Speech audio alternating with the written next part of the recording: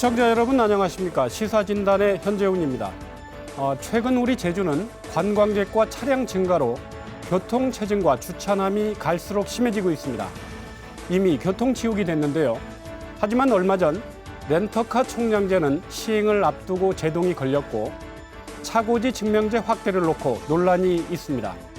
또 공공요금 인상으로 도민 부담이 가중되고 있는 상황인데요. 오늘은 흔들리는 제주형 교통정책에 대해 짚어보겠습니다. 네 분의 패널과 함께합니다. 시사평론가 김동현 박사, 제주공공문제연구소 김명범 소장 나오셨습니다. 네, 안녕하십니까. 강전의 변호사 그리고 문화동시 공동체 쿠키의 이승택 대표 자리했습니다. 안녕하십니까. 안녕하세요. 교통난 해소를 위해 전국 처음으로 도입된 렌터카 총량제에 제동이 걸렸습니다. 제주도는 그동안 렌터카 업체별로 자율 감차를 독려했고 지난달 말부터는 단속과 함께 과태료를 부과할 예정이었습니다. 하지만 대기업 계열의 5개 렌터카 업체가 낸 소송으로 렌터카 총량제 시행에 제동이 걸렸습니다. 먼저 관련 영상 보시고 얘기 나누겠습니다. 제주도가 추산한 도내 적정 렌터카 수는 2만 5천 대, 지금보다 6천 대 이상 줄여야 합니다. 하지만 감차 대상 업체 가운데 대기업 계열의 업체 9곳이 자율감차를 거부한 상황. 결국 제주도가 감차를 거부한 업체 차량을 운행 제한하기로 했지만 법원이 집행정지 처분을 결정하면서 제동이 걸렸습니다. 법원은 운행 제한으로 해당 업체에 회복하기 어려운 손해가 발생할 우려가 있다며 업체의 손을 들어줬습니다. 제주도는 법원의 결정에 지역업체 입장은 반영되지 않았다며 항고하기로 했습니다. 자율감차가 극심한 교통정체를 해소하기 목적이기 때문에 미참여한 차량에 대해서는 운행 제한을 통해서 저희들이 강제를 하려고 하는 것이죠. 하지만 소송을 제기한 업체들은 제주도가 권한 밖의 행정을 하고 있다며 본안 소송에서도 승소를 자신하고 있습니다. 차량 변경 등록 권한은 주 사무소 관할 시도지사에게 있어 제주지사가 서울에 본사를 둔 업체에 운행 제한을 명령할 수 없고 특별법에도 증차를 제한하는 규정은 있지만 감차 규정은 없다는 겁니다. 운행 제한이라는 거는 법의 전시 사변 또는 뭐 극심한 교통체증 이렇게 돼 있는데 그거를 행함에 있어도 특별한 업종이나 특별한 차에 대해서만 제한할 수 있는 건 아니거죠. 네, 렌터카 총량제 현재 한 3만 2천 대 정도인 렌터카 대수를 7천 대 정도 줄여서 2만 5천 대 적정수로 줄이는 그런 계획인데요. 하지만 이번 가처분 소송으로 해서 사실은 앞으로 이 정책이 어떻게 시행될지 모르는 상황이 됐습니다. 비록 가처분 결정이긴 하지만 이번 그 법원 결정 어떻게 보십니까? 저는 개인적으로 본안 판단과는 별개로 가처분 자체는 인용이 될 것 같다는 좀 생각을 하고 있었습니다. 왜냐하면 이번에 가처분 신청을 한 업체가 5군데인데요. 이 업체들의 차량을 대략적으로 보면 한 6천 대 정도 됩니다. 제일 큰 업체가 이제 롯데렌탈, 이쪽이 한 2,300대 정도 되고 AJ가 한 2,200대 정도 되거든요. 그러면은 롯데 같은 경우에는 사실은 23% 지금 줄이는 거 하면은 거의 한 600대 정도를 감차를 해야 되는데 굉장히 큰 손해가 있다고 볼 수밖에 없는 거죠. 그러면은 본안 판단 나올 때까지는 법원에서 그거를 좀 기다려줘라 이렇게 판단할 거라고 좀 예상됐던 부분이 있었습니다. 가처분 이전에 네. 사실은 그 소송 움직임이 있을 때 제주 지역 사회에서 뭐 이런저런 여론들이 있었습니다. 그 소송 제기할 당시에 도민 사회에서는 이 좀 소송까지 제기해서 이 부분을 좀 법적 판단을 받아보겠다 한 업체들에 대한 평이 어땠습니까? 일단은 그 렌트카 문제가 불거지고 나서 렌트카 총량제를 통해 가지고 수급 조절을 하겠다라는 그 정책이 작년 뭐 이제 3월 기점부터 이렇게 진행이 됐다고 봤을 때 사실은 이게 교통 문제의 주범으로서 사실 렌트카가 지목됐던 거 사실이지 않습니까? 그게 뭐 용역 결과에서 나왔고 적정 렌트카 수가 한 2만 5천 대 정도로 이제 추계가 되었단 말이죠. 근데 그러면서 이제 수급조절위원회라는 걸 도해서 이게 운영을 합니다. 이게 수차례에 걸쳐서 회의를 거쳐서 그러면 자율감차를 함에 있어서 각 업체마다 수용 가능한 수준에 있어서의 감차 물량 자체를 정하게 되는데 사실 그 자리에서 뭐 두세 차례에 걸쳐서 처음에는 한 30% 감찰을 이제 계획을 하다가 최종적으로는 대기업 그 대형 렌트카 회사의 입장들을 존중해 준다는 차원에서 아까 강 변호사 말씀처럼 뭐 이제 물량 자체의 그 감축 폭이 크기 때문에 그걸 한 23% 줄여줬단 말이죠. 근데 돌연 이제 고시 직전에 이게 가처분을 이제 가처분 소송을 진행한 것에 대해서 사실 도 당국이나 그리고 이제 지역의 중소 이렇게 렌트카 업체나 사실 좀 아연실색할 수밖에 없었던 상황이 아닌가 싶습니다. 일단 이제 이런 결정이 행정이 독단적인 결정이 아니라는 것 분명히 아셔야 될 것 같아요. 왜냐하면 행정이 이렇게 자기 멋대로 이런 조치를 내렸다고 한다면 당연히 반발하는 게 맞죠. 근데 수급조절위원회를 거쳐서 렌터카 업체들의 의견을 물었잖아요. 거긴 지역 업체들도 있고 대기업 업체들을 대변한 분들도 계셨습니다. 뭐 경론 끝에 결국은 일정한 합의를 이뤘어요. 근데 그럼 일정한 사회적 합의에 대해서 지역의 업체들은 지킵니다. 근데 유독 대기업 업체들만 우리는 못 지키겠다라고 한다고 하는 것은 그런 민주적 절차에 대한 것들을 인정하지 않겠다라는 거고 결국은 이제 지역 업체들은 대부분 영세하고 대기업 업체들은 이제 튼튼한 자본을 갖고 있으니 결국 대기업이 지역과의 상생을 원하지 않는 것 아니냐라고 하는 어떤 도의적인 비난이 있을 수 있죠. 그래서 저는 이제 이 가처분 소송까지 가는 과정 속에서 이러한 점들은 대기업이 결국은 지역과의 상생 그리고 지역업체와의 어떤 연대를 통해서 건전한 지역 경제를 유지한 한 축으로 자리매김해야 되는데 그런 역할을 스스로 포기한 것 아니냐 이렇게 볼 수밖에 없을 것 같아요. 그러니까 법원 판결에 대해서 이렇게 지켜봤을 때 사실 공공복리에 대한 여러 가지 해석을 좀 잘 해서 그 행정에서도 그 공공복리에 대한 논리를 충분히 좀 만들어줘야 될 것 같습니다. 렌트카 총량제가 단순히 그냥 차량 줄이자 뭐 이런 개념이 아니거든요.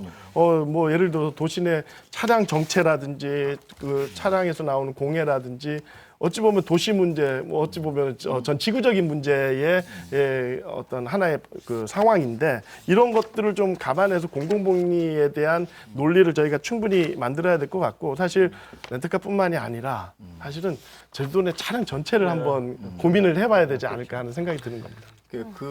여기에 덧붙여서 제가 말씀을 좀 드리면요. 어쨌든 가처분 인용하는 과정에서 말씀처럼 제가 봤을 때는 도가 좀 적극적으로 과학적 근거를 제시하고 렌트카 총량제 감찰을 해야 되는 이유와 그리고 이제 운행 제한을 해야 되는 이유에 대해서 한목적으로 좀 설득의 논리를 정확히 가져갔으면 어땠을 거라는 생각이 들어요. 지금 법원이 제기에 가처분 인용을 하는 과정에서 두 가지예요. 말씀처럼 하나는 지금 차량 대수가 46만 대 가운데 렌트카 차지하는 비율이 한 3만 2천 대니까요. 한 8.7%밖에 되지 않습니다. 그리고 이제 운행 제한을 검토하는 대상 차량 수는 1,800대 정도 수준밖에 안 돼요. 1%밖에 안 되기 때문에 이렇게 운행 제한을 한다고 했을 경우에 영업 손실이 있을 것이고 그리고 인해서 렌트카 업체의 사유주의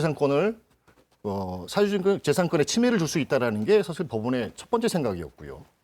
그리고 두 번째는 이제 그런 차원에서 사실 이게 말씀처럼 렌트카만 줄여서 이게 지역의 교통 문제를 다 해소될 수 없다라는 의구심을 법원은 갖고 있었다는 것이에요. 즉 결국은 지금 이제 차량 정체나 교통 지역의 문제 자체가 소위 렌트카 하나만 줄여서 될 것이 아니라 자가용도 억제하고 또 기본적인 버스의 문제, 기타 여러 교통수단에 대한 골고루 이런 수급 조절이 이루어질 수 있는 방책들을 갖고서 가처분 소송에 임해야 했던 것이 아닌가 그게 아쉽습니다. 그러니까 제주도의 문제 좀도 있죠. 왜냐하면 법원은 그러니까 이걸 렌터카를 줄인다고 행정의 실질적인 목적을 달성할 수 있느냐? 달성할 수 없다 이렇게 본 거잖아요. 근데 아까 김영모 소장 말씀하셨지만 이게 단순하게 렌터카 숫자만 줄이는 게 아니라 전체적으로 제주도의 교통 정책이 하는 일환이기 때문에 그런 부분을 적극적으로 좀 설득했으면 어땠을까라고는 아쉬움이 있죠. 업체 쪽에서 보면 이게 다른 지방에는 없고 제주도에만 있어요. 렌터카 총량제라는 제도가. 왜 제주도에서만 하느냐. 그리고 또 하나는 이 시장에 맡겨야 될 문제를 행정기관이 과도하게 좀 개입하는 거 아니냐.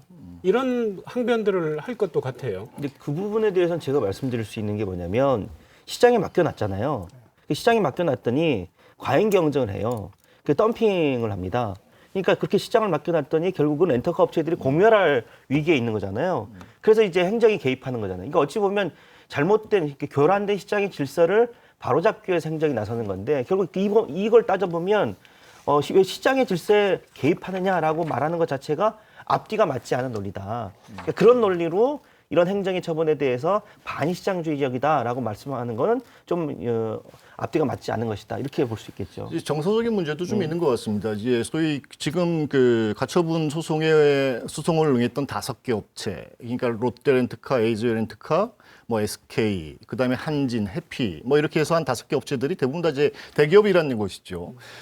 도민정서상 사실 이게 대기업들이 뭐 호텔이나 면세점이나 뭐 골프장 하고서 관광 수익을 이제 얻어가면 그만이고 실질적으로는 지역에 환원하는 것 중에 없지 않느냐 이런 식의 도민적 정서가 분명히 있는 것이죠. 도정이 추진하는 공공교통 정책의 일환으로서 실시되는 그 렌터카 총량제 자체가 장기적으로는 여러 가지 이게 파장을 일으킬 가능성이 크다는 점에서 사실은 법원 판단 자체에 상당히 좀 존중은 하지만 우려되지 않을 수 없는 부분인 것 같습니다. 저는 법원 판단에 대해서 이제 김 소장님께서 우려하시는 부분은 이해는 합니다만 이게 지금 본안 판단이 아니었거든요. 가처분이었기 때문에 제 입장에서는 아까 말씀드린 것처럼 이게 줄여야 되는 숫자가 너무 커요. 이 5 업체들이. 그렇기 때문에 그 부분에 대해서의 그냥 가처분인 것이지 본안 판단까지를 지금 여기에서 예단하기는 좀 어렵다고 생각을 합니다. 본안 소송 자체가 어쨌든 1년 정도 걸릴 것으로 보여지거든요. 그러면 사실은 이게 그 렌트카 총량제 자체 그 정책 자체가 올스톱하게 되는 상황입니다. 그 상황 속에서 어떤 변수에 의해서 이 정책 자체가 필요하지 않을 것이라는 그런 확증이 없어요. 지금 상황에서는. 다분히 지금 그 렌트카 조합에 한 129개 렌트카 조합 그 제주 대여 사업 조합에 포함되는 지역 업체 가운데 자율감차에 응하겠다고 하는 데가 119개 업체입니다. 대다수 물론 이게 지역에 있는 중소 영세 업체이긴 합니다만 그 업체들도 사실은 지금 현재 심각한 경영난, 운영난에 봉착해 있음에도 불구하고 도정이 이렇게 가고자 하는 것에 대한 그 공익적 목적을 인정했다는 것이겠죠. 근데 반대로 이 대기업 대형 렌트카들은 사실 그 공익적 목적을 반하는 그런 그 말도 안 되는 그런 행태를 보였다는 것 자체가 사실은 아이러니하다고 생각합니다. 김 소장님 말씀은 하셨는데 그 이용자인 일반 그 도민이든 관광객들 입장에서는 제주 지역에 영업소를 두고 똑같은 렌터카 영업을 하는 사기 업체인데 제주 있는 업체들은 동의를 하고 그리고 대기업 계열의 렌터카 업체는 불복해서 뭐 소송도 제기하고 하는 부분을 일반 도민들은 좀 이해하기가 쉽지는 않을 것 같아요. 법원의 판단에서도 그게 나오는데요. 결국은 이제 소비자의 선택권을 침해한 것 아니냐. 그리고 이제 렌트카 임대료 상승으로 인한 소비자 선택권의 침해 문제를 지적한 부분이 있는데요. 과당 경쟁, 덤핑 경쟁을 부추긴 게 사실은 대기업 렌트카거든요. 2013년도서부터 2017, 18년까지, 그러니까 말 그대로 2013년도에 차량 수가, 렌트카 수가 16,000도밖에 되지 않았습니다. 근데 이게 2016년도에 32,000대로 증가해요. 매년 3,000대씩 증가하게 되는 것이죠. 됐죠. 그러다 보니까 사실은 대기업 업체들이 개입하는, 시장에 개입하는 과정 속에서 이런 과당 경쟁과 덤핑 경쟁을 유도하면서 정말 말 그대로 제대로 된 온전한 시장 경제 질서를 유지하고 있느냐? 그렇지 않다 이겁니다. 제가 한 말씀만 드리면 이렇게요. 그러니까 자꾸 시장에 맡겨야 된다 이렇게 얘기하는데 실제 렌터카 이게 공정 경쟁이 지금 되고 있나요? 공정 경쟁이 지금 안 되고 있잖아요. 근데 공정 경쟁이 안 되고 있으니까 당장은 소비자가 뭐 덤핑을 하니까 굉장히 싸게 렌터카를 이용할 수 있을 것처럼 보여요. 근데 업체들은 그 손실을 만회하기 위해서 소비자들에게 다른 것들을 바가지를 씌웁니다. 그리고 차량 정비라든지 안전에 대한 문제 소홀을 줄 수밖에 없죠. 결국 모든 것은 소비자들에게 그 피해가 돌아갈 텐데 이걸 좀 바로잡자는 거거든요. 근데 이제 대기업 같은 경우는 그 공정 경쟁이 안 되면 안 될수록 유리하죠. 왜냐하면 막대한 자금력이 있으니까. 그러니까 그렇기 때문에 저는 이게 대기업의 우월적 지위를 이용해서 오히려 시장 경제라고 하는 걸 교란하는 문제가 아닌가라는 생각이 들어서 그런 부분들에 대해서는 아마 도민적 정서도 그렇고 법적인 부분들도 충분히 고려한다면 뭐 본안 같은 경우 물론 가처분 얘기도 했지만 본안에는 다른 견해가 판결이 나올 가능성도 높다 이렇게 봅니다. 근데 이 이야기를 하면서 조금 우려되는 그 부분은 있습니다. 예를 들어서 지금 자꾸 이제 대기업과 지역의 기업, 중소기업 이렇게 이분법적으로 지금 이야기가 되는데 사실 제주도 기업 중에서도 차량 대수가 많은 기업도 있잖아요. 그러다 보니까 이거를 그러니까 규모가 큰 기업과 작은 기업 요렇게 해서 좀 구분을 해야 되지 않을까. 괜히 저희가 뭐 제주에 와서 영업하는 그 회사들에 대해서 뭐 굳이 피해를 입히거나 이럴 필요는 없는 거지 않습니까? 그러니까 이런 접근은 저는 조금 이제 우려가 된다라는 말씀을 드리고, 사실 이제 규모가 큰 회사는 큰 회사들의 어떤 상황이 있는 거고, 중소규모 같은 경우는 중소규모의 상황이 있을 거라고 봅니다. 이제 그런 부분들을 단순히 이제 과당 경쟁, 이것도 사실 저희가 굉장히 민감하게 바라봐야 되는 부분이지만, 사실 저희가 소비자 입장에서 어떻게 서비스를 받을 것이냐, 가격을 어느 정도에서 받을 거냐, 이게 서로 이렇게 사회적으로 아니면 기업들이 유지될 수 있는 그런 적정선을 찾아가야 되는 게 이제 핵심이라고 보거든요. 제주도는 지난해 특별법 개정을 통해서 렌터카 그 수급 조절 권한을 넘겨받았고 이제 조례까지 만들어서 지금 렌터카 총량제를 시행을 하고 있는데요. 본안 소송 결과에 따라서 이 정책이 백지화될 가능성도 있고요, 시행될 가능성도 있는데 어떻게 보십니까? 본안 소송 결과. 기본적으로 수급 조절 계획이 지금 2년 단위로 계획을 잡게 되어 있거든요. 그러면은 내년 이게 본안 판단이 될 때까지는 사실은 뭘 진행을 하기가 어려울 거기 때문에 지금 현재 수급 조절 계획은 뭐 거의 뭐 이미 무용지물이 됐다, 좀 이런 생각은 들고, 저는 본안에서는 근데 도가 꽤 승산은 있다고 생각을 합니다. 조금 아까 진행자님 잠깐 말씀하셨지만 제주 특별법에다가 이 수급 조절 계획 할 수 있는 부분을 아예 넣어버렸거든요. 이게 법적인 근거가 있습니다. 특별법에서 수급 조절 계획의 수립 등에 관한 특례라는 조항을 만들었고, 그래서 조례를 제주도에서는 조례를 통해서 이거를 계획을 수립을 해라 이렇게 했는데, 그 조례에 지금 이런 부분들이 들어 있어요. 그리고 뭐 감차에 대한 거는 뭐 근거가 없다 그렇게 얘기하지만, 우리가 상식적으로 생각해도 수급 조절이면은 징차만 되는 게 수급 조절일까요? 그거는 아니잖아요. 예, 이게 또 목적의 정당성 같은 것이 있기 때문에. 그리고 지금 이 극심한 교통체증이라는 단어를 어떻게 읽을 것인가, 거기에 대해서도 언론에 많이 나오고 있는 것으로 알고 있습니다. 이런 자동차 운행 제한에 있어서 자동차 관리법에서 극심한 교통체증 지역의 발생 예방 또는 해소, 이럴 때 자동차 운행 제한 명할 수 있다, 이런 게 있는데, 극심한 교통체증 지역, 뭐 제주도가 여기에 해당하는지에 대해서 갑론을박이 있습니다만, 이 발생 예방도 사실은 가능한 거거든요. 이것도 규정이 있어요. 이런 부분들이 있어서 본안에서는 제주도가 그래도 좀 가능성이 있지 않을까라는 생각을 좀 합니다. 가처분 인용 결정이 본안 결과로 나타날 가능성도 있지 않습니까? 사실 일반적인 시각 속에서는 이번 가처분 인용 결정 자체가 본안에 상당한 영향을 미칠 것이라는 게 지배적 여론이 아닌가 이렇게 보여지고요.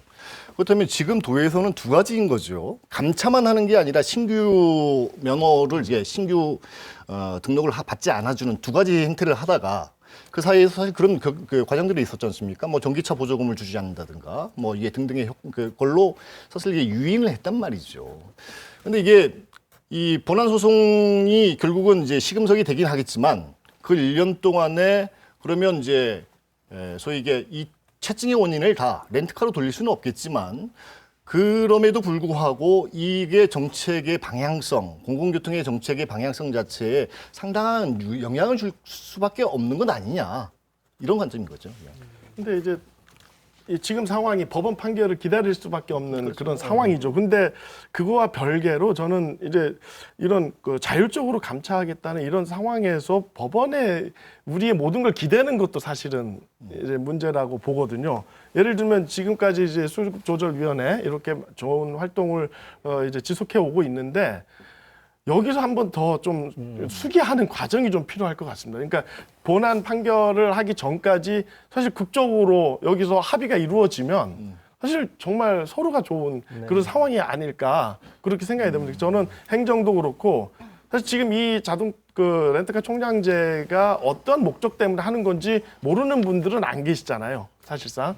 그렇다면 조금 더 한번 이제 행정과 이 렌트카 업체, 어찌 보면 또 시민들도 좀 참여를 해서 좀 더 수기하는 기간을 좀 가져서, 뭐 제 바람으로는 정말 극적으로 합의를 좀 해내면 법원 판결 전에 그런 상황이 펼쳐지면 정말 좋겠다는 생각이 듭니다. 근데 저는 제가 이 수급조절위원회 위원이거든요.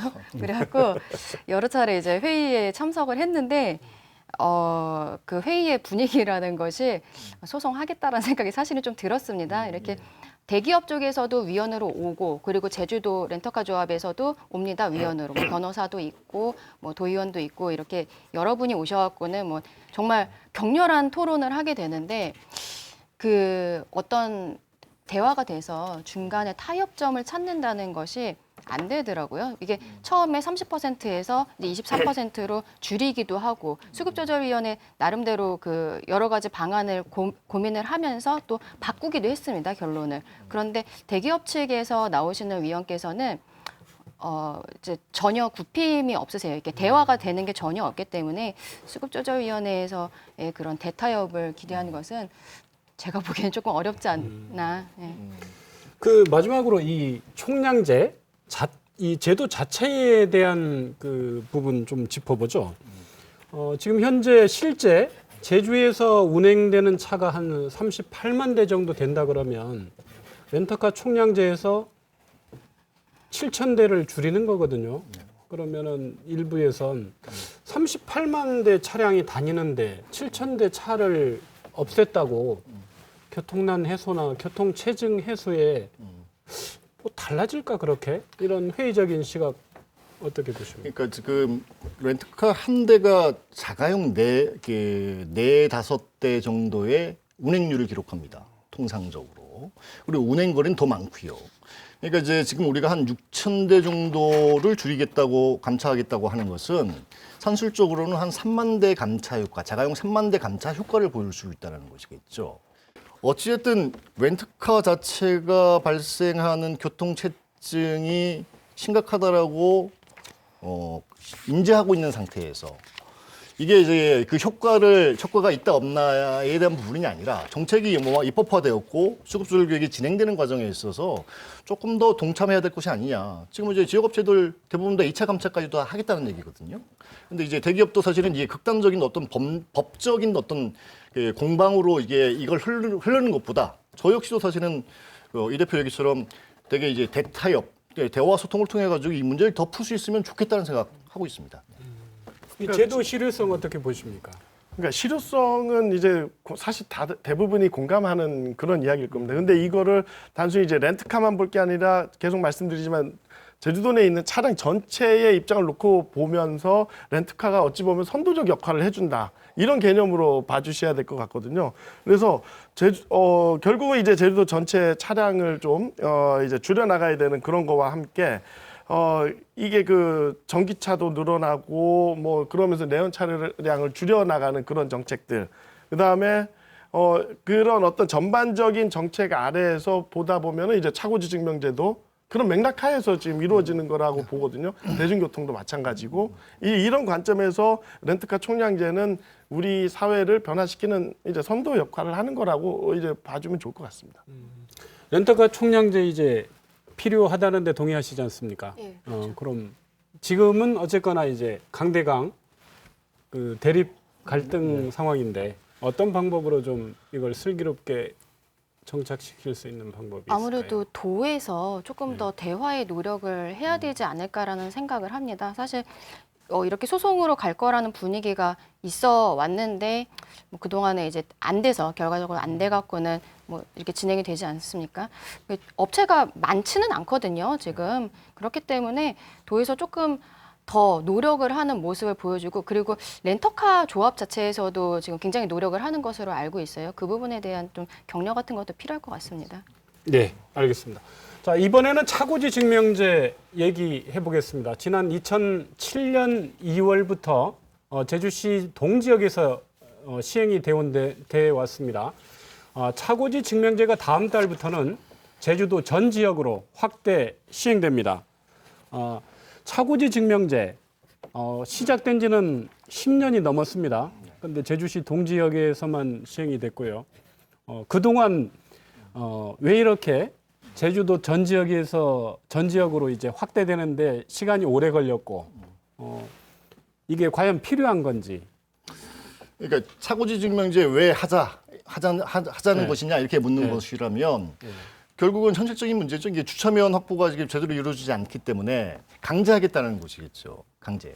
지금 현재 말씀처럼 우리가 이제 그 지역 내에 이게 운행 차량이 한 38만 대라고 본다고 했을 때 자가용이 한 28만 대, 그리고 영업용 차량이 18만 대입니다. 거기에 이제 렌트카가 한 4만 대 정도.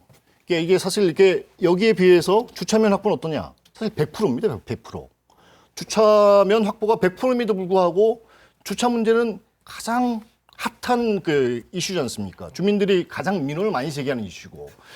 문제는 지금 단계에서는 이제 소위 그러니까 구도심이나 재래시장 같은 데는 오히려 이게 공간이 없기 때문에 부지가 없기 때문에 주차장을 확보할 수 없기 때문에 이제는 물론 장기적으로는 이게 주차면을 그 공급하는 것도 중요하지만 차를 살 때부터 차고지를 반드시 갖고 있어야만 차를 살 수 있는 소위 이게 수요 관리 정책으로 전환할 수밖에 없는 거다. 그런 차원에서 지금 차고지 증명제가 사실은 이제 그간의 어떤 시행과 모니터링과 이런 과정을 거쳐서 전도로 확산되게 된 배경이 아닌가 싶습니다.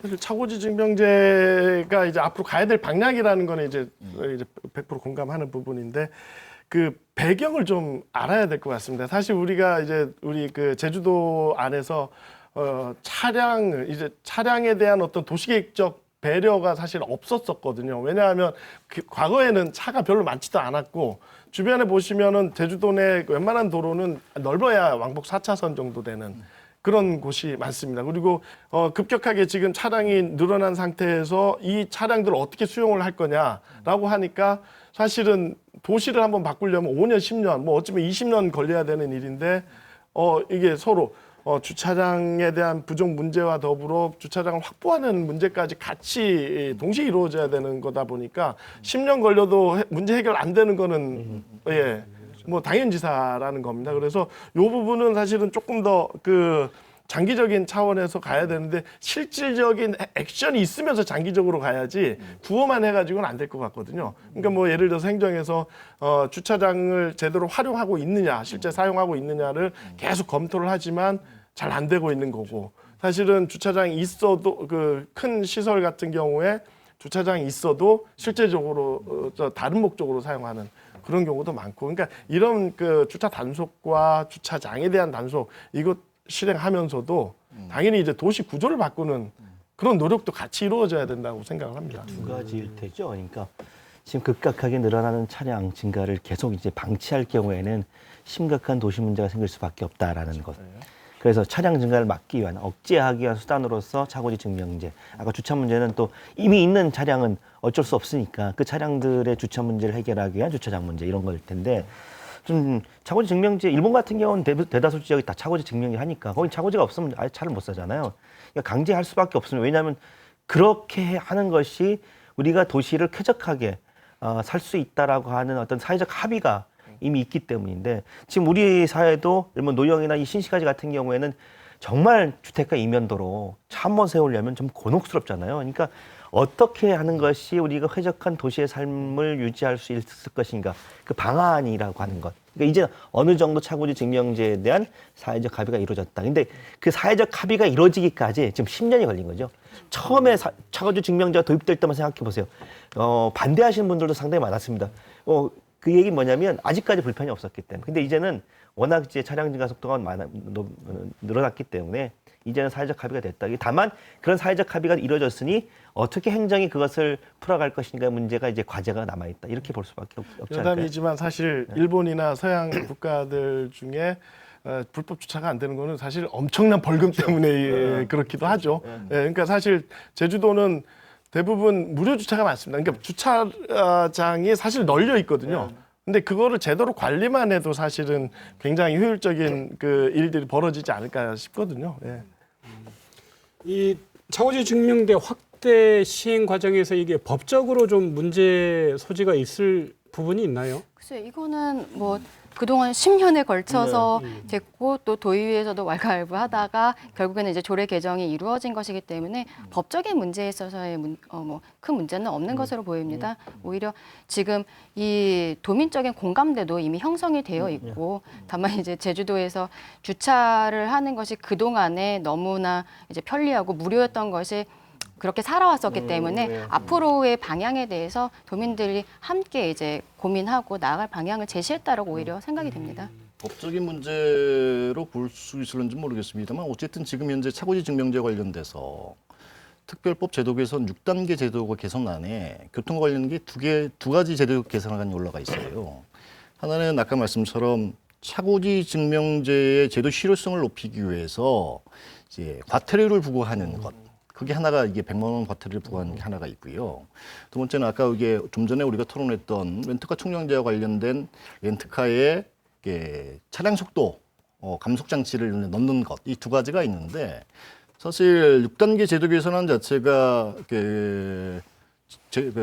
이게 국회에 올라간 지 벌써 2년이 지났는데 이게 통과가 되지 않고 있습니다. 어찌 보면 차고지 증명제가 수요 관리 교통 정책 측면에서 안착하기 위해선 특별법 제도 개선안 자체가 하루속히 국회에서 통과되어야 할 것으로 보여집니다. 그 소수 의견인데요. 사회 초년생의 입장에서는 네. 기득권층을 위한 제도 아니냐 사실상. 네.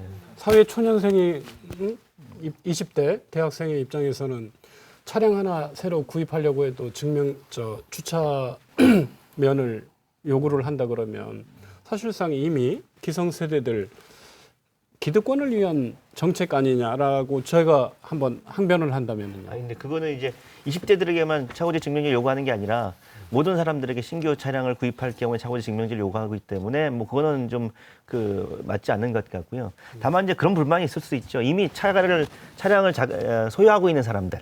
그리고 차고지 증명에서 이제 증명하지 않아도 되는 분들, 그런 분들, 그리고 신규로 차가 필요한 분들, 왜냐하면 생계를 하기 위해서 반드시 차가 필요한 분들이 있잖아요. 그런 분들의 불만이 있을 수 있겠죠. 근데 이제 그런 부분들 같은 경우는 예를 들면 뭐 소득 수준이라든지 생계형이라든지 뭐 이런 것들을 감안해서 차고지 증명과 관련해서 그런 거에 대한 행정이 좀 세세하게 좀 분류를 좀 하고 기준을 좀 찾으면 그런 부분들을 좀 해결할 수 있을 것 같고, 그렇기 때문에 뭐 장애인들이나 교통 약자들에 대한 얘기들 나오지 않습니까? 왜냐하면 일정 거리 이상을 이제 늘리는 부분이라든지 이런 부분들에 대한 건 충분히 행정적인 처분으로 가능하니까요. 그 부분까지 뭐 이게 그렇게까지 이야기할 수는 좀 어렵지 않을까요? 그러니까 정책의 어떤 그 과정의 기간을 좀 보면은 사실 차량 교체 기간이 보통 3점 몇 년 이 정도 되잖아요. 그럼 3년 정도 지나면은 어느 정도 안착이 되지 않을까 싶은 거죠. 그러니까 이 정책의 결과를 눈앞에 당장 보여달라고 하는 게 이제 사실은 이제 문제인 거지. 이거를 좀 기간에 안착되는 기간까지 고민을 하면 그런 부분들은 이제 점차 해소되지 않을까 그런 생각이 듭니다. 지금 이게 시행 한 달 앞두고 있는데요. 잘 될 거라고 보십니까? 아니면은 걱정하는 게 더 많습니까? 우리 김 소장님. 일단 동을 중심으로 해서 이미 이게 충분하게 이제 차고지 증명제가 이제 시범시 형태로 이제 진행돼 왔기 때문에 그 반향이나 여파가 사실은 크지 않을 것으로 보여집니다. 읍면동을 확대한다고 해도. 근데 다만 이런 건 있을 수 있습니다. 그간에도 사실 이렇게 제기되어 왔던 것처럼 차고지 증명제라는 게 결국은 약속이죠. 약속이라고 함은 결국은 이제 차고지를 꼭 갖고 있어야만 차를 구매할 수 있는 이런 조건들이 지금 필요한데 이게 편법적인 것들이 좀 일부 있었습니다. 차고지 이게 동만 실시할 때는 이제 차고지를 읍면에 주소지를 두고 읍면 주소지를 옮겨서 차를 이제 구매하는 그런 행태들도 나타났었는데 그런 측면에서의 어떤 제도 보완 좀 앞으로 좀 필요할 것 같고요. 그리고 이제 아까 그 말씀 중에 이게 사실 차고지 증명제만의 문제는 아니라고 보이는데 차고지 증명제가 결국은 교통의 문제를 다 할 수 있는 만능도 아니라고 보여져요. 복합적으로 다 연관지어서 상호 연관성을 갖고 있는데 결국은 이제 우리가 이 차고지 증명제를 통해서 얻고자 하는 것은 말 그대로 이제 부행도 잘 되고 또 자전거도 좋고 뭐 그런 환경들을 만들어서 정말 우리가 사는 이 제주도가 정말 살만한 한 곳이구나 이런 곳을 만들기 위한 것이 아니겠느냐. 그런 관점에서 이런 방향성들을 고민하고 논의해야 될 가능성이 크다고 봅니다. 행정기관에서 이 앞서서 준비 상황을 좀 점검을 했는데 읍면 지역하고 그리고 이 노형 연동 아무래도 그 과밀 지역이 되겠죠. 그쪽 부분은 이제 주차면이 상당히 부족해서 그 부분을 어떻게 할지 고민이고 고이범 시장은 이제 그 차량 대수의 130% 정도는 주차면을 확대해야 차고지 증명제를 무난하게 정착이 가능하다. 그런 얘기까지 하더라고요.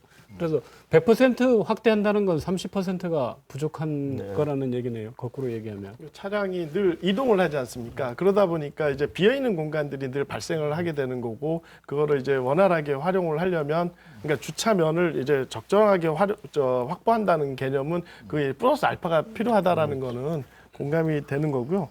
사실 차고지 증명제나 이런 교통이라든지 환경이라든지 이런 부분들은 사실 굉장히 그 철학적인 어떤 접근도 좀 필요한 것 같습니다. 이게 우리가 앞으로 나아가야 될 방향이라는 공감대가 있다면 그 과정에 생기는 어떤 디테일들은 그거에 맞춰서 좀 나아가야 될 거라고 좀 보고요. 예를 들어서 차고지 증명제라고 해서 무조건 이제 있는 차 그리고 이제 새로 생기는 차만 볼 게 아니라 사실은 앞으로 이제 우리가 라이프 스타일이 변하면서 차가 필요 없는 분들도 생기게 되거든요. 사실 보시면 자동차를 소유하더라도 실제 운행 거리는 얼마 안 됩니다. 하루에 뭐 1시간 이상 타나요? 나머지 23시간은 그 세워놓는 거거든요. 그러니까 차고지 증명제 제도 실효성을 높이려고 하면 이게 서울 종로구를 좀 볼 필요가 있어요. 거기는 이제 거주자 우선 주차제를 같이 병행해서 합니다. 거주자 우선 주차라는 건 내 집 앞에 먼저 내 차를 이제 주차할 수 있게끔 해주는 건데 결국은 출근해서 차를 비워두잖아요. 그러면 그 공간을 그 동네에 업무차가 온 그 사람들에게 주차비를 받으면서 이걸 이제 빌려주는 거죠. 그러다 보면 결국 경제적인 이익도 있고 추가적인 주차장 건설의 부담도 덜 수 있는 효과가 있다는 것이죠. 예, 알겠습니다. 이 정도로 마무리하고요. 다음은 택시 요금 문제를 얘기해 보겠습니다. 제주도 택시 요금이 빠르면 다음 달부터 600원 인상이 될 예정인데요. 오는 10일 물가대책위원회 심의를 앞두고 있습니다. 그런데 이번에 특히 전국 처음으로 공항 할증제를 적용해서 논란이 되고 있습니다. 관련 영상 보시고 얘기 나누겠습니다. 오후 시간대 제주공항. 승객을 태우기 위해 택시가 끊임없이 들어옵니다. 하지만 야간 시간이면 공항을 찾는 택시가 크게 줄면서 관광객들의 불편이 이어져 왔습니다. 지리도 모르는 상태고 그러나 이제 짐이 많으니까 근데 택시는 근접성이 좋고 편리하고 그러니까는 아무래도 택시를 이용하기 많이 되는 것 같아요. 이 때문에 제주도가 2년여째 평일 밤 10시 이후, 주말은 오후 7시 이후 공항에서 승객을 태우는 택시에 2,200원 상당의 쿠폰을 제공해왔습니다. 한 해 예산만 6억 원. 투명성 문제까지 제기되면서 제주도가 교통심의위원회를 열어 쿠폰 지급 대신 할증 제도를 도입하기로 했습니다. 오후 7시부터 새벽 1시까지 제주공항에서 택시를 이용하는 승객에게 할증 요금 2,100원을 부과하겠다는 겁니다. 택시가 공항이나 항만에 들어가지 않아서 많은 민원이 생겼습니다. 행정적으로 강제적으로 그쪽에 택시를 투입할 수 있는 방법이 없거든요. 할증 제도 외에 별도의 대책도 마련하지 않은 채 행정 편의를 위해 택시 이용객들에게 부담을 떠넘기고 있다는 비판도 제기되고 있습니다. 공항 이용료를 이제 공항공사가 징수하고 있기 때문에 공항공사와 협의를 해서 뭐 셔틀버스를 운행한다든지 뭔가 다른 방안을 좀 모색해야 되지 않을까 싶습니다. 야간 시간대 공항만 택시에 대한 할증 요금 도입안은 택시 기본요금 3,400원 인상안과 함께 다음 달 10일 물가대책위에 상정돼 빠르면 7월부터 시행될 방침입니다. 제주도가 공항 이용객의 불편을 해소하기 위해 소비자에게 책임을 전가하는 것으로 손쉽게 해결하려 한다는 논란이 불가피해 보입니다. 네. 6년 만에 오르는 택시 요금 얘기보다 공항 택시 할증제 이 문제가 더 논란이 돼버렸습니다. 그동안 아마 평일하고 일요일까지 해서 뭐 오후 7, 8시부터 새벽 한 1시까지 해서 그 공항에 뭐 비행기 내려서 그 나오시는 뭐 도민들, 관광객들 태우는 택시 기사들한테 2,200원 상당의 그 쿠폰을 제주도가 지원을 해왔습니다. 1년에 한 뭐 5억, 6억 정도 예산이 되는 모양인데요. 뭐 그것도 천성 뭐 제주도민이 낸 세금이니까요. 그랬는데 이제 이걸 바꿔서 택시를 타는 승객이 요금으로 부담하도록 하겠다. 이것도 전국에서 또 처음입니다. 예. 렌터카 총량제에 이어서 전국 처음인데요. 어떻게 생각하십니까? 한마디로 너무 손쉬운 방법의 행정이 이런 그 정책들을 추진하는 것 아닌가라는 좀 걱정 반, 뭐 이제 우려 반 이렇게 듭니다. 뭐 다들 뭐 이제 공항에 야간에 뭐 8시 9시에 내리시면 택시 잡기 정말 힘듭니다. 그런 와중에 사실 그게 고육지책으로 도에서는 말씀처럼 쿠폰을 발행해서 그 택시들을 유인했던 것이죠. 그 과정 내에서 도의 재정도 5, 6억 정도가 더 수반되었던 것이고요.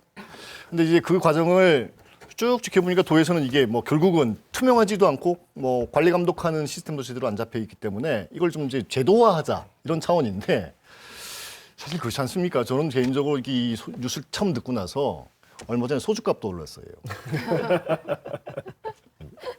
상하수 요금 당연히 올랐고요. 앞으로 줄줄이 공공요금 인상이 예고되고 있습니다. 사실 이게 가뜩이나 어려운 경제 상황 속에서 주민들한테 상실감들을 좀 줄까 봐 사실 걱정됩니다. 기본요금 오른 거에 대해서는 사실 서울 같은 경우 이미 3,800원이 기본요금이 돼버렸기 때문에 제주도가 3,400원 되는 거에 대해서는 사실 뭐 대부분 수긍하실 거라고 봅니다. 근데 이 그 제주에 처음에 들어와서 가장 첫 인상이 공항과 공항 나와서의 모습, 그리고 당연히 대중교통과 택시와 렌트카지 않습니까? 여기서부터 그 어떤 요금이라든지 이런 부분에 사실 서비스가 담보되어야 되는 것임에도 불구하고 서비스에 대해서는 별로 이제 그 개선의 어떤 그 여지가 잘 보이지 않은 부분에서 좀 더 우려가 되는 부분이고, 거기다가 이제 가격까지 이렇게 된다면 사실 제주에 대한 첫인상이 어떻게 될까? 그러다 보니까 굉장히 수긍이 어려울 거라는 거고요. 사실 근본적인 해결책들을 찾아야죠, 사실은. 뭐 이제 당연히 대중교통이어야 될 거고. 어찌 보면은 아까 이제 방송에서도 말씀하셨지만 사실 제주공항공사는 도대체 어떤 역할을 해야 될 거냐 하는 아주 심각한 어떤 문제 제기가 좀 필요하다라고 생각을 합니다. 예를 들면은 그 시간대에 공항을 빠져나오지 못하는 분들에 대해서는 1차적으로 공항이 책임을 져야 되지 않을까 하는 생각이 들거든요. 예를 들어서 제가 그런 경험이 있었습니다. 많지는 않았지만 김포공항에 아주 늦게 도착했을 때 적어도 김포공항을 벗어나는 셔틀을 공항공사 차원에서 이렇게 제공을 해주더라고요. 그러면은 택시가 자주 서는 곳에다 내려주면 거기서 택시 잡고 가면 되는 거예요. 왜냐하면은 밤 11시 넘어서 김포공항에도 택시가 안 들어오거든요. 손님이 있을지 없을지 모른다고 하더라고요. 택시 기사님께 여쭤봤더니. 그러니까 비슷한 상황이라고 봐요. 특히나 제주 같은 경우에는 특히나 조금 더 심각한 그런 입장이라고 생각을 하는데, 어쨌거나 지금 이거는 뭐 이제 잘잘못을 떠나서 앞으로는 제주도도 그렇고 공항공사도 그렇고 힘 합쳐서 이 문제를 공동 문제로 인식하고 해결해야 되지 않을까. 그 혹시 시장 경제에서 수익자 부담 원칙에 따라서 승객이 부담하는 게 맞는 거 아니냐 이런 의견도 있을 수 있지 않습니까?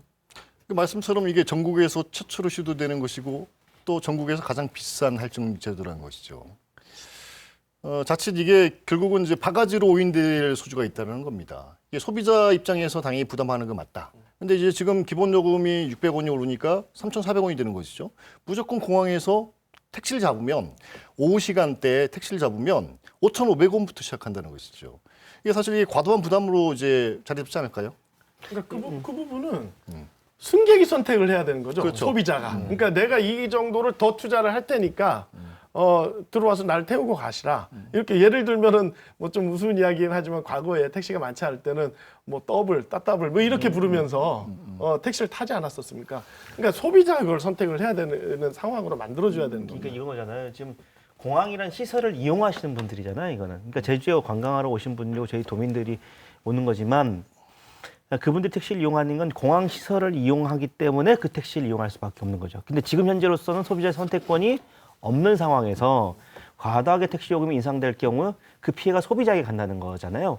그래서 결국은 저희도는 요금 인상으로 이 문제를 풀고 싶은 건데 저는 이제 이 문제를 풀기 전에 아까 말씀하셨지만 공항공사 그 시설의 주체인 공항공사하고는 어떤 이야기를 나눴을까 이런 부분들이 궁금해요. 왜냐하면 공항공사라면 그 시설을 관리하고 서비스의 주체이기 때문에 그 시설 이용자들에게 합당한 공공적 서비스를 제공할 필요가 있죠. 근데 이 부분에 대한 생각을 좀 못한 부분들이 좀 굉장히 아쉽습니다. 좀 기술적으로도 좀 풀 수 있을 것 같아요. 사실 뭐 저 요즘 뭐 이제 택시 콜하는 그런 어떤 그 앱도 참 많이 있는데 지금은 뭐 그 차원에서 뭐 이제 콜비를 따로 안 내는 것만 사용하다 보니까 그런데 내가 어느 일정 부분 콜비를 제공하겠다 하면은 이제 당연히 이제 택시 요금이 늘어나는 상황이 만들어지기 때문에 그러니까 이런조차도 사실 소비자가 선택해서 내가 좀 더 많은 비용을 들이더라도 편안히 가고 싶다라는 그런 방식으로 유도를 해줘야 되는 게 맞다고 생각합니다. 저는 기존에 그 도에서 예산을 들여서 한 1년에 5억 정도 들었다고 알고 있는데 그 2,200원 쿠폰을 택시기사들한테 주는 그때도 사실은 저는 이상하다고 생각을 했어요. 이거는 택시기사분들께서 본인이 어쨌거나 수익을 올리시려면은 계속 활동을 하시면서 그걸 뭐 공항으로 오도록 그거를 좀 유도하는 어떻게 보면은 행정이 택시조합이랑 어떤 협의를 해서 그쪽으로 유도를 해야지 이것을 쿠폰을 나눠준다는 거 그거 진짜 이상했었거든요. 그리고 그 쿠폰이 제대로 활용이 되지 않는다는 얘기도 들었습니다. 그러면은 그거를 그렇다면 대책을 세워서 정말 근본적인 대책을 세워야 되는데 이거를 갑작스럽게 뭐 이게 불투명하다는 지적들이 있으니까 그러면은 택시 승객이 내라 이러면서 갑자기 2,100원 이렇게 올라온 거는 저는 이거 물가대책위원회에서 이거 통과시키면 절대 안 된다고 생각합니다. 정말. 근데 이게 우리가 또 강조하는 게 공항만 얘기하는데요. 네. 이번에 이게 같이 얘기되는 게 항만. 이게 제주항에도 사실은 이제 똑같이 할증 제도를 도입하게 됩니다. 공항이야 말 그대로 이제 뭐 공항공사를 중심으로 해서 자체적인 셔틀을 통해 가서 외곽으로 이게 연결시켜주는 시스템을 구축하면 또 나름의 문제 해결 법이 될 수도 있겠는데 항만 같은 경우에 제주항 같은 경우에 사실 실질적으로 이제 택시 이외에 뭐 사실 문제가 버스를 더 증차해줘야 되는 상황들이 될 텐데 그것 역시도 사실은 이제 물가대책위원회에서 공공요금을 인상하는 과정 내에서 준밀하게 보고 판단해야 될 문제라고 생각합니다. 예, 알겠습니다. 오늘은 제주의 교통정책 짚어봤습니다. 로마에 가면 로마법을 따르라는 말이 있습니다. 마찬가지로 제주에 오면 제주법을 따라야 합니다. 제주 사회의 공익을 위한 제주법을 따르지 않는 것은 제주 사회의 합의를 거스르는 것입니다. 더불어 사는 사회의 구성원의 합의를 존중하는 데서 시작합니다. 마무리할 시간이 됐습니다. 함께 얘기 나눠주신 네 분께 감사드립니다. 다음 시간에 뵙겠습니다. 시청자 여러분 고맙습니다.